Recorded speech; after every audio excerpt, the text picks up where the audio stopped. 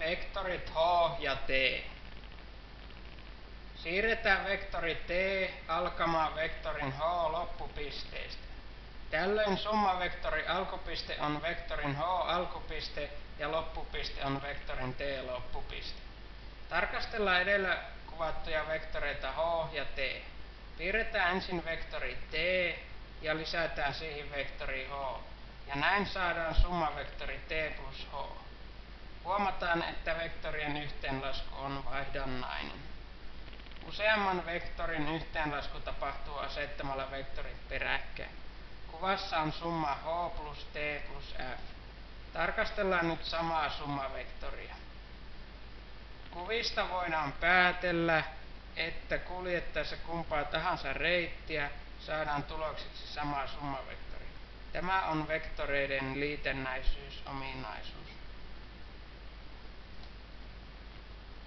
Piirretään vektorit h, t ja t:n vastavektori. Nyt erotusvektori h minus t alkaa vektorin h alkupisteestä ja loppuu vastavektorin t loppupisteeseen. Erotusvektori voidaan piirtää myös toisella tavalla. Piirretään vektorit h ja t. Piirretään erotusvektori t:n loppupisteestä h:n loppupisteeseen. Tarkastellaan vektoria t. Kuljetaan seuraavaa reittiä pitkin.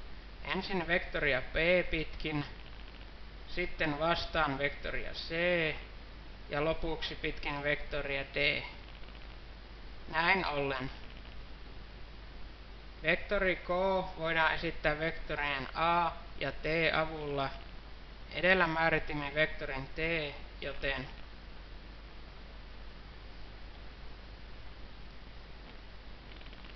tutkitaan suorakulmaista kappaletta, jossa on vektorit a, b ja c. Voidaan kulkea pitkin vektoria a, b ja c. Näin ollen olisi voitu kulkea muitakin reittejä pitkin, esimerkiksi seuraavaa reittiä pitkin.